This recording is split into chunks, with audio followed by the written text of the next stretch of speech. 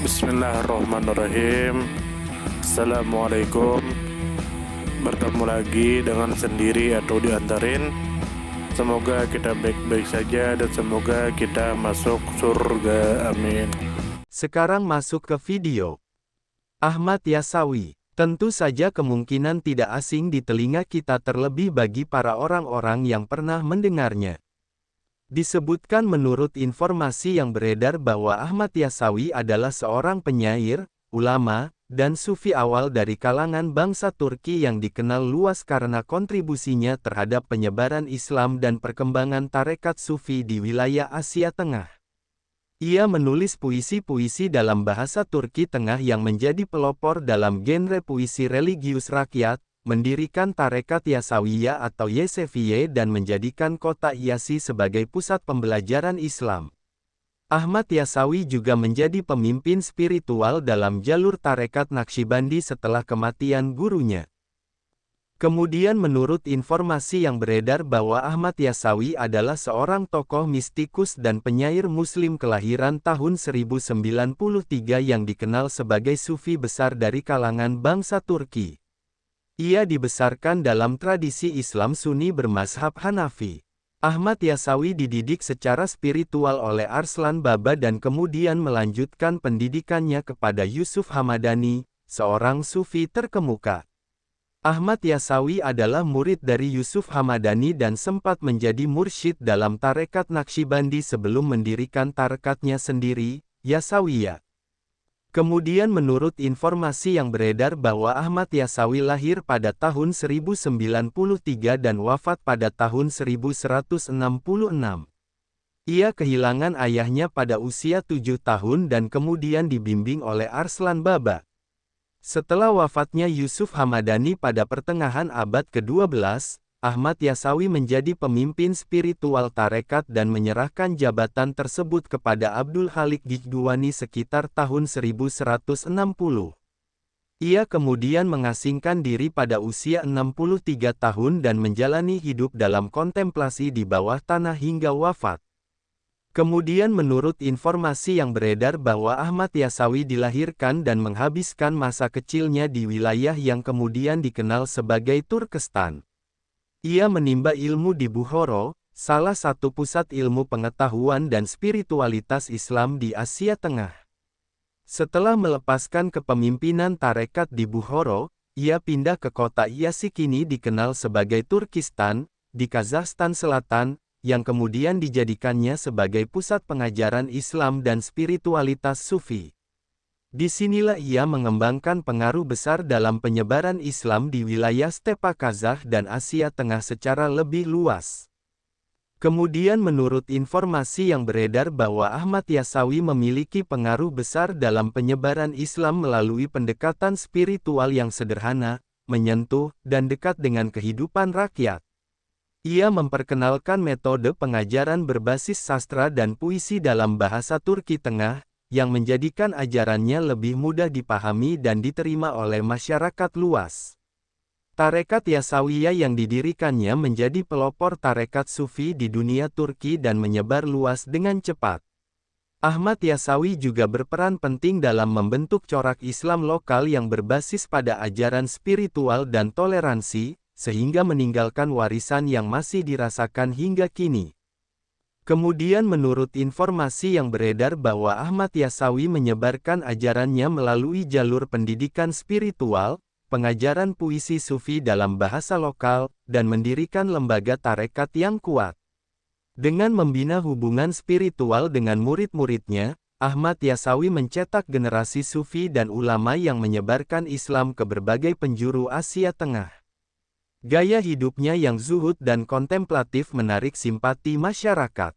Ia bahkan menggali sel bawah tanah untuk menjalani hidup spiritual secara mendalam. Tarekat Yasawiyah yang ia rintis menjadi model bagi perkembangan tarekat sufi lain di kawasan berbahasa Turki.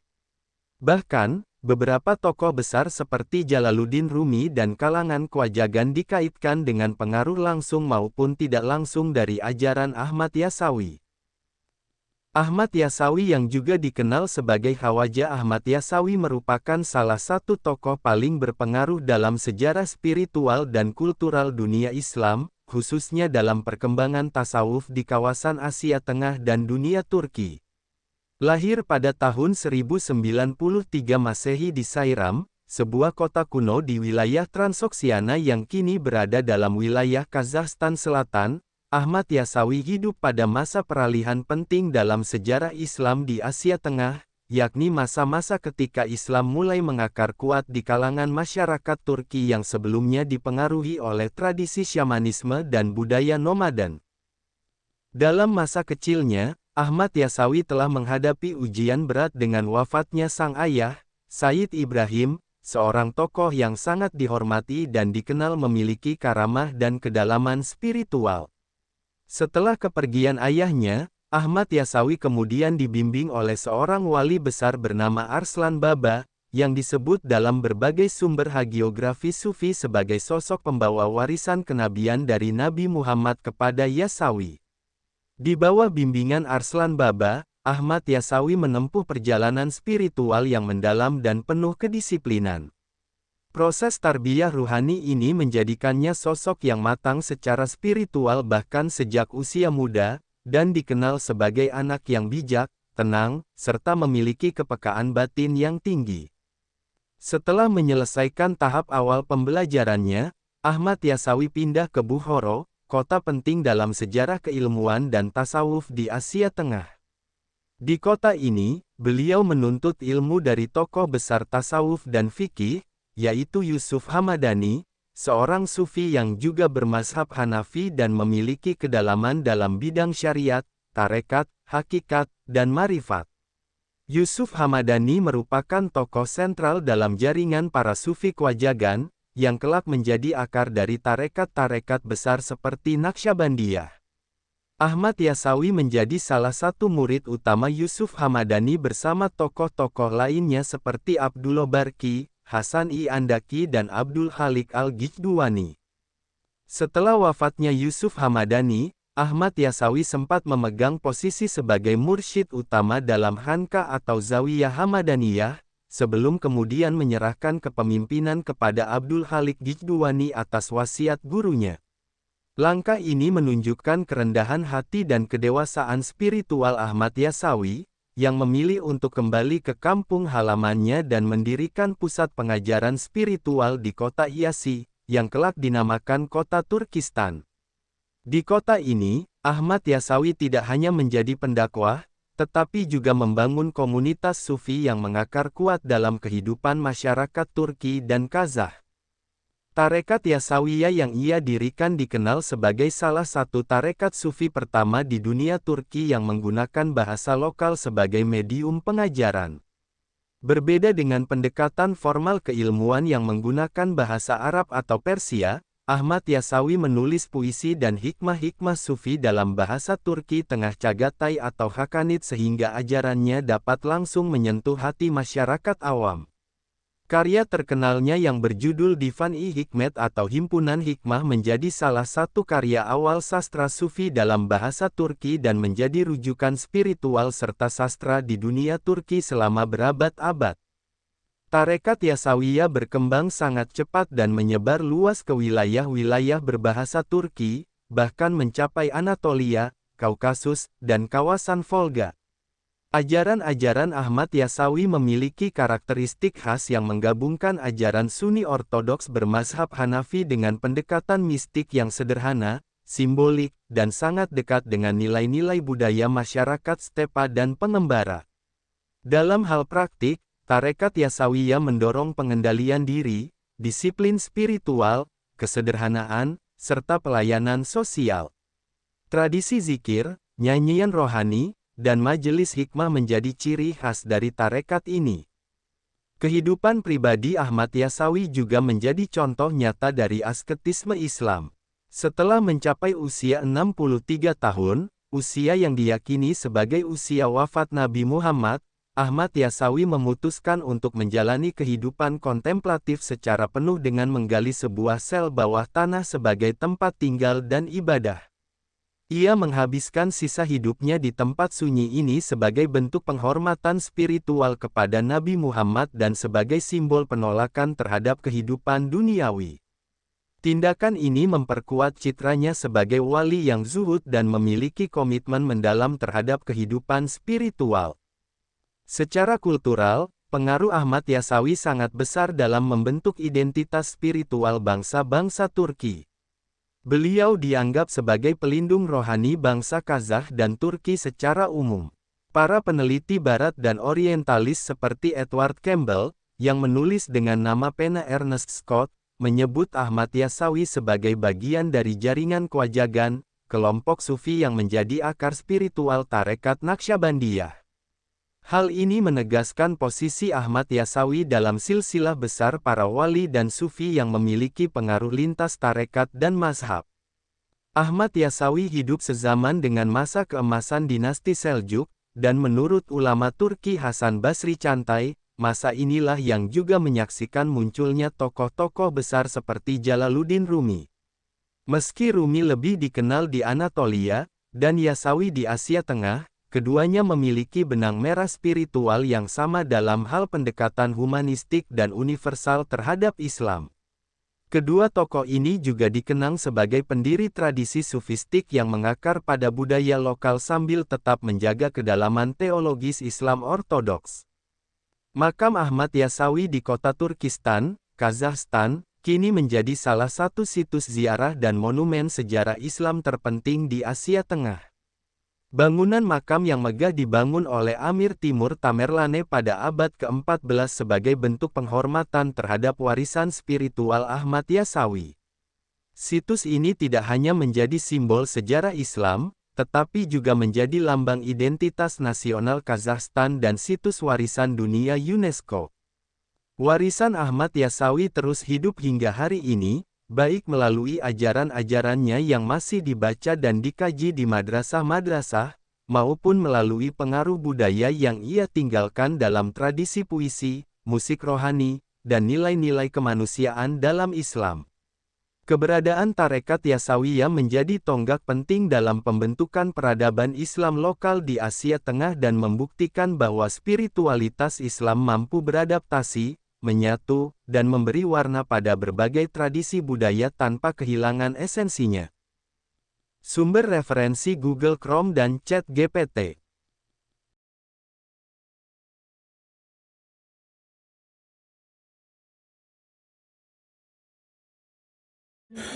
Tentu kita tahu bahwa dalam setiap perjalanan hidup, selalu ada saat ketika diri kita merasa lelah, goyah, bahkan ingin menyerah. Namun di balik setiap perintangan tersembunyi peluang untuk tumbuh dan menguatkan diri kita. Hari ini adalah kesempatan baru, saat yang tepat untuk kembali menyusun niat, memperbaiki langkah, dan meyakini bahwa setiap tetes usaha tidak akan pernah sia-sia. Bangkit bukan karena tidak pernah jatuh, tetapi karena memilih untuk tidak tinggal dalam kejatuhan.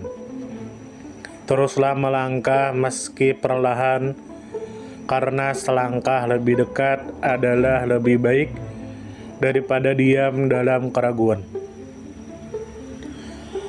Ya Allah, ya Tuhan kami yang Maha Pengasih lagi Maha Penyayang, jadikanlah hidup kami ini sebagai ladang amal yang penuh berkah. Berikan kekuatan untuk terus menebar kebaikan di dunia. Anugerahkan kemudahan dalam menghadapi segala ujian, dan karuniakan akhir kehidupan yang baik. Lindungi diri kami dan keluarga dan fitnah dunia yang menipu. Jadikanlah akhirat kami sebagai tempat peristirahatan terbaik, dan masukkanlah kami ke dalam surga-Mu bersama orang-orang yang Engkau cintai, serta jauhkan kami dari siksa api neraka dan kemurkaan-Mu yang tak tertahankan. Kepada setiap orang yang pernah hadir dalam perjalanan ini, terima kasih atas waktu, kebaikan, dukungan, bahkan teguran. Maafkan atas setiap kata yang menyakiti, sikap yang mengecewakan, atau hati yang mungkin belum sepenuhnya mampu menjaga. Manusia tidak pernah sempurna, namun ketulusan untuk tetap terus belajar dan memperbaiki diri tidak akan pernah padam. Tentu kita tahu bahwa kebaikan tidak selalu datang dalam bentuk besar. Terkadang senyum kecil yang tulus, tangan yang ringan membantu, atau telinga yang mau mendengarkan sudah cukup untuk mengubah hari seseorang menjadi lebih bermakna. Jangan pernah kita menyepelekan kebaikan sekecil apapun, karena bisa jadi satu perbuatan kecil bisa menjadi rahmat Allah turun. Tentu kita tahu menjadi pribadi yang baik bukan berarti tanpa celah, namun menjadi pribadi yang senantiasa sadar dan ingin terus memperbaiki diri. Kebaikan itu menular, dan siapapun yang menanamkan kebaikan akan menuai kebahagiaan meski tak selalu terlihat oleh mata. Dunia membutuhkan lebih banyak hati yang lembut, tangan yang menguatkan, dan jiwa yang peduli. Semoga usaha yang dilakukan bernilai ibadah. Semoga hidup kita menjadi pemberat amal baik, dan semoga kelak ketika dunia telah kita tinggalkan, nama yang tertinggal bukan hanya sekedar dikenang, tetapi menjadi doa yang terus mengalir karena kebaikan yang tidak pernah berhenti untuk ditanam. Terima kasih banyak. Mohon maaf jika ada salah. Silahkan jika suka ditekan tombol like, silahkan share, dan jika ingin memberikan saran dan komentar, silahkan komen. Semoga kita baik-baik saja, semoga kita masuk surga. Wassalamualaikum warahmatullahi wabarakatuh.